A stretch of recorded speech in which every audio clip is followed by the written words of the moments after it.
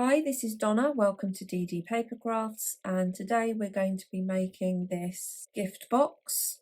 And if I undo the ribbon,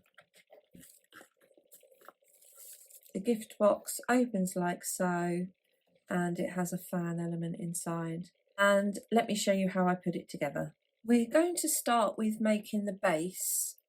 Now, the gift that I'm using for demonstration purposes is this hand cream. And for this, I've calculated I need an area which is 2¼ across my box and 6¼ inches high. Therefore, I need to make sure that there's enough in the box base for my gift to sit in. I'm going to show you how you can recalculate the measurements to make your box base as we go along. The first thing you want to consider is the paper that you're going to use to create your fan.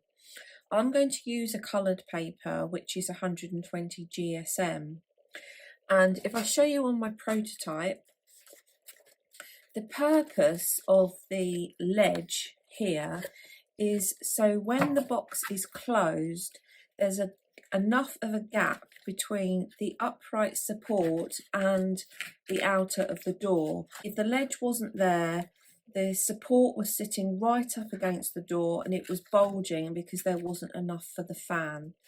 So if you want to use a weightier cardstock, I would just fold that. I'm using a 12-inch long piece which I'm going to score at 1 inch, and when that's concertinaed down, that stands at 1/4 inch. So therefore I've allowed that for my ledge. If you're going to do a weightier cardstock, like for instance on this side, this wedge, when this was closed, was more than the 1/4 inch that I've allowed, and as a consequence the door bulged at the side at the bottom. So just bear in mind the cardstock you're going to use. As we get to the fan bit, it'll all become clear, but you might want to make your ledge wider to accommodate that. Hopefully that makes sense. So as I've said, my box inner needs to be 2¼ to suit my gift, and I've decided that my base, this element here, is going to be 1 inch high, and I'm going to be using 1/4 inch. If you need a different calculation to work your cardstock, you need, if you imagine that the ledge is going to come under at the bottom, up for the inside of the box, across at the top, down to make the side, along the bottom, then allow the distance for the gift, allow for the ledge, up, along, down and in. So that's basically how we're going to construct our base. It's going to have 2 tubes on either side.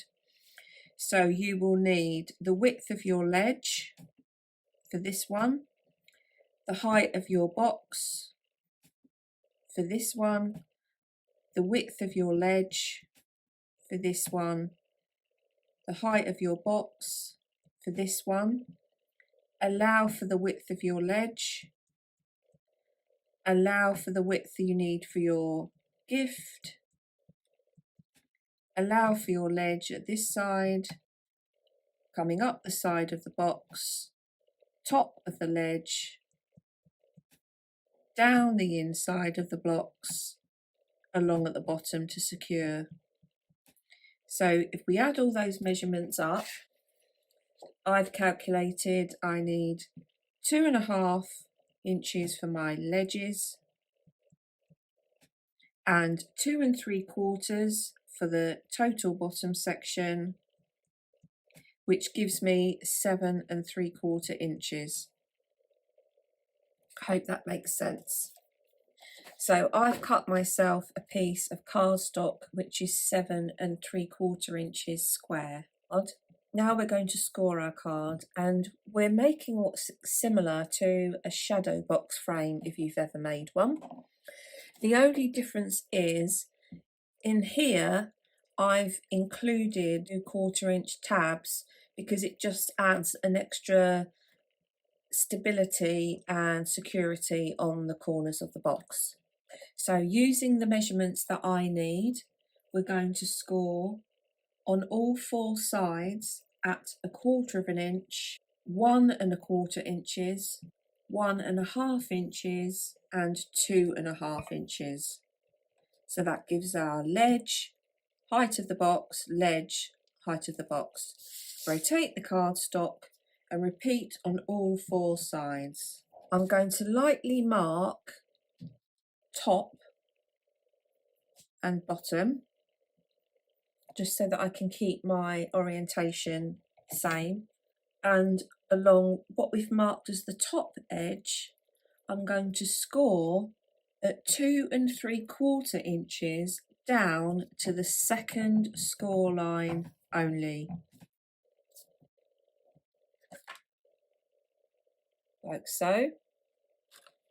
I'm going to repeat that at 5 inches down to the second score line only. Then at 2 1/4 inches, I'm going to score between the third and the fourth score lines. So I'm going to score at 2 1/4 inches in this square here. So I'm taking my down and just scoring at 2 1/4 inches. That's going to create the tab that I mentioned, and I'm going to do the same thing at 5½ inches. We're then going to rotate the cardstock 180 degrees, so I'm now on I marked as B. We're going to repeat the score line, so 2 3/4 down to the second score line, 5 inches down to the second score line, 2 1/4 between the third and the fourth score line, and 5½ between the third and the fourth score line. We have our score lines all in place and our piece looks like this. Now we want to fold and burnish along all of the long score lines. Now all my scoring is done, we're going to do some cutting. And I've got the side which I marked with the letter T towards me, and this is the side with the additional score lines. And what I'm going to do is along the additional score line here that we scored at 2 3/4 inches, I'm going to cut down to the second score line, like so. I'm then going to cut across diagonally to the bottom of the next score line. I'm going to repeat that on the other side. So again, I'm cutting down the additional score line diagonally across to the bottom of the next score line, and that's given me this funnel look. Okay, rotate the cardstock 180 degrees. So we're now on the one that says B, and I'm going to do exactly the same thing.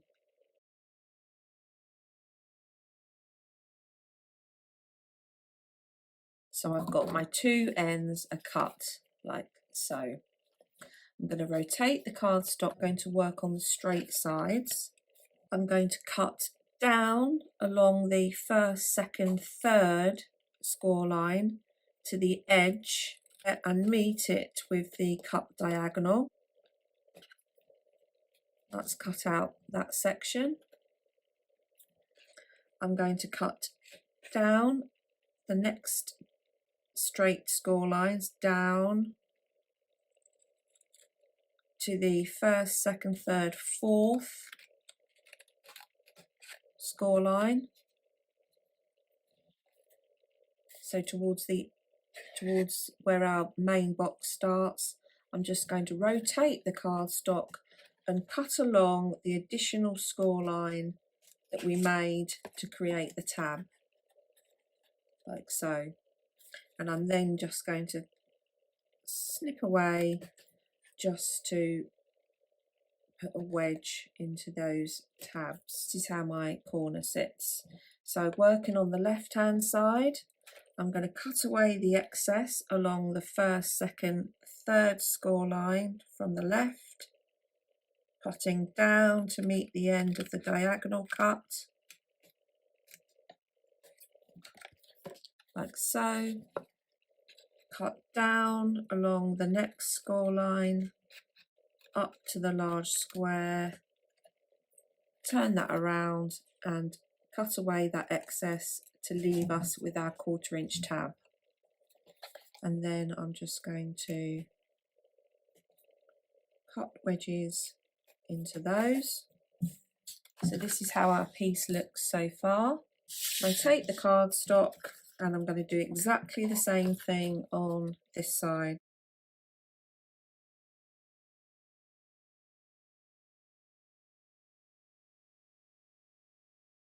So that's our piece, and now all I'm going to do is I'm just going to cut a tiny wedge away from each of these outer ledge tabs, just so that sits nicely in the base. I'm not cutting away too much at all.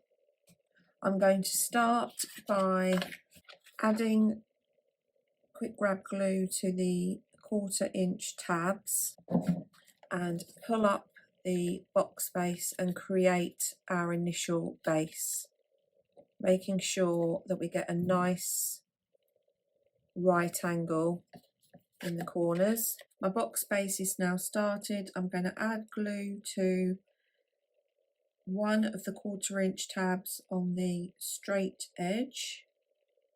I'm going to fold that down inside the box,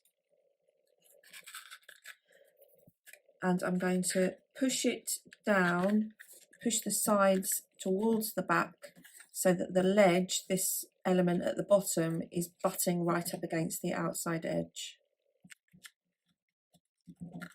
And I'm just going to push that down from the top and push that in at the bottom to make sure that that is secure. And I'm going to do the same on the other side.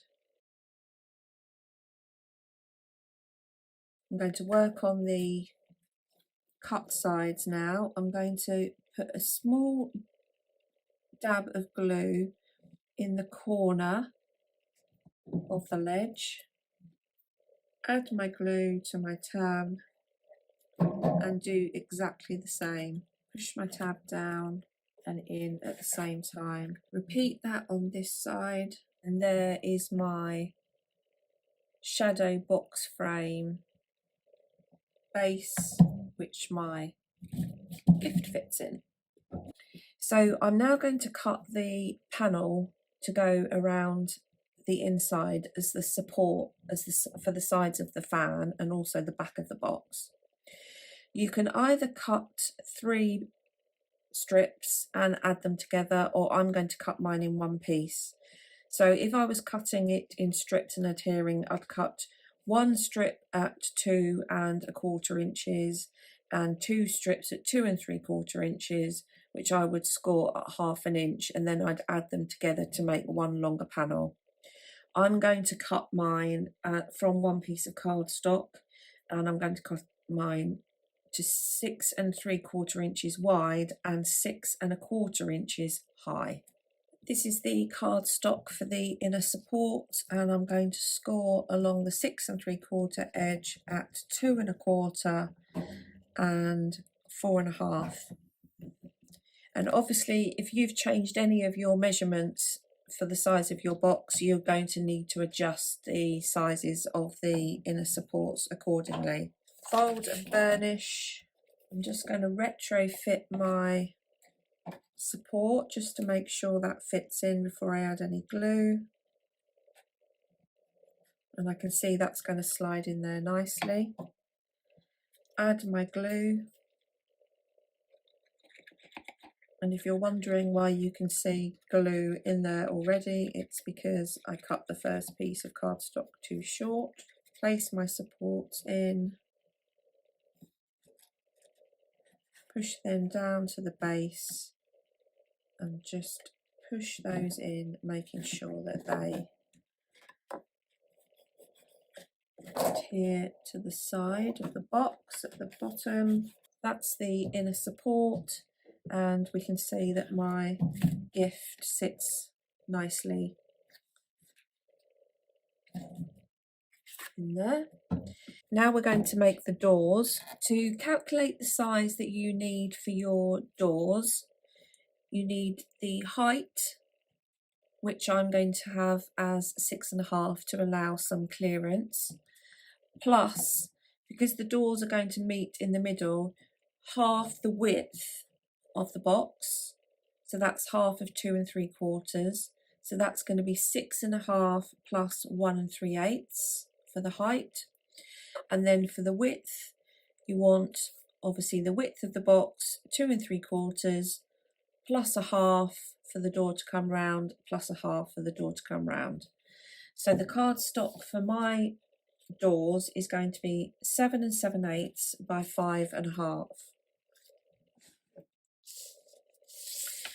Along the 5.5 inch side, which is going to create the side and the front and the back panel for the door, on each piece you want to score at 1 3/8 of an inch and 4 1/8 of an inch.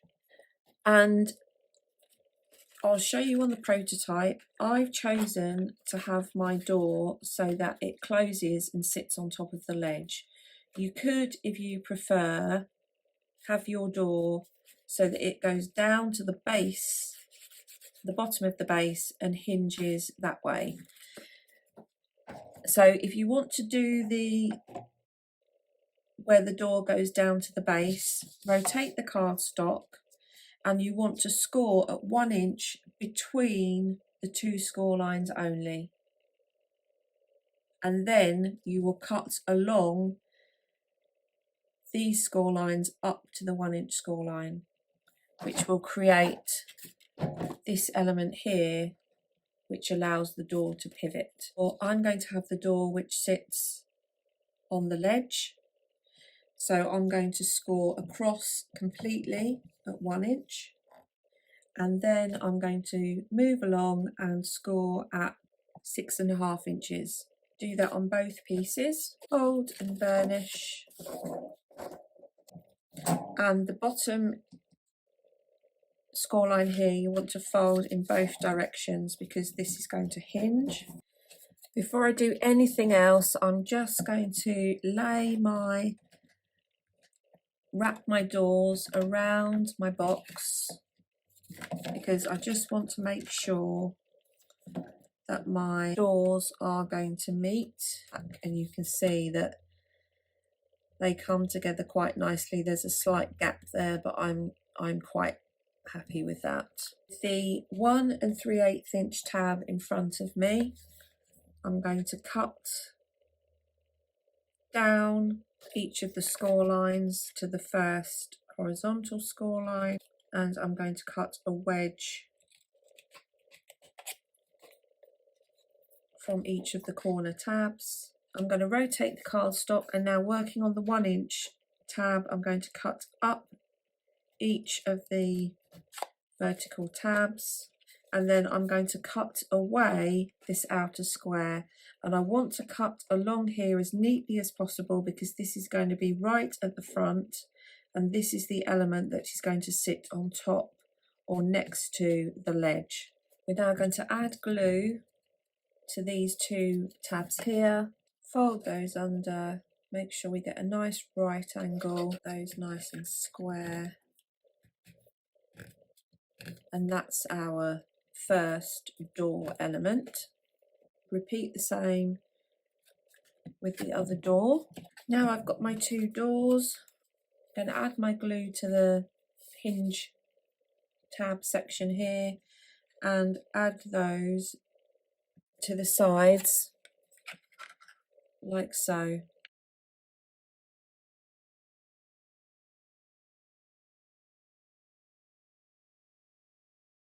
As you fix it on, make sure that the hinge section is aligned with the top of the ledge. If you need to, you can trim off the base. And I would suggest with all of these pieces that you fit before you glue, unless you're using your most precious last pieces of cardstock for this. It's easier to cut a new piece of cardstock than it is to try and fix these pieces, the majority of these pieces, once they're in place. So that is my door. We're now going to move on to the fan element, and before you make the fan, if it's your intention to have decorative paper on the side struts or inside the door, you need to add these now. To create the fan element, I've got a piece of 12 by 12 paper, which I've then cut down to 5 inches. So it's 12 inches by 5 inches. And as I said at the beginning, this is 120 GSM. I didn't have a pattern that I wanted, so I've stenciled a design on the front using Distress Oxide ink. I'm going to score at 1 inches all the way along. Concertina fold, and as I fold each one, I am just making sure that the edges run parallel, and I'm burnishing. If your paper is single-sided like mine, make sure you've got your pattern side facing you. And all I'm going to do is determine the positioning inside. I'd like it further towards the back of the box. And in fact, what I'm going to do is I'm going to line up the edge of my fan with the edge of my DSP that I've added. And I'm going to line up the bottom of my fan with the bottom of my DSP. That's going to give me my guidance. Add my glue to one side, line my fan up and push that down in place. If I show you here, you can see my fan is closed. It's well within the 1/4 inch ledge. So I'm not going to get any bulge at all when the door is shut. So now that's in place, I'm going to add glue to my other side, and hold that down, and I'm going to close the door. Lift my box back up and just push the side panel into place. And you'll see that as I let that fall open, the fan element opens like so. I'm going to do exactly the same process on the other side. And here's my undecorated box, and fans open like so. Now, before you decorate the outside, you might want to think about your closure mechanism.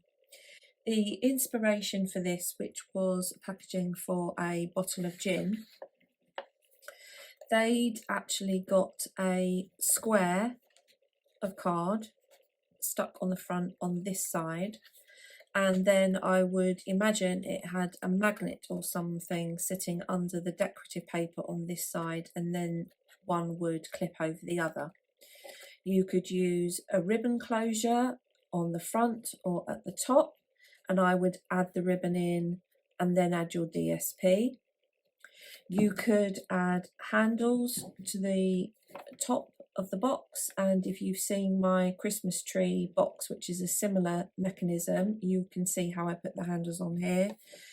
You could have a brad and latch system.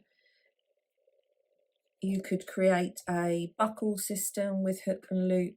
So just think now, before you add the DSP, what closure mechanism you're going to have, and whether you need to start the construction of that before you start the decoration. So I'm going to get on with my decoration and then I'll be back. Here's the finished project. To be honest, I ummed and ahed over the closure mechanism, and I was not happy with anything that I came up with. And in another case of do as I say, not as I do, I didn't think about the closure enough before I stuck the DSP. In the end, I've used a simple length of ribbon and wrapped it around, and to be honest, I'm quite happy with the way that it looks. I think it looks quite pretty, so that's not too bad. Paper I've used for decoration on the Masquerade Ball paper pack and this year's Crafter's Companion, and I've adhered all of the decorative paper on with the construction glue just to add some additional strength. And you should find that when you undo the box, because of the way the doors are attached, you do get a natural spring and the fan element is revealed. I hope you've enjoyed today's video. If you have, please give me a thumbs up. And if you haven't already done so, please consider subscribing to the channel to see future videos. Until next time, thanks for watching.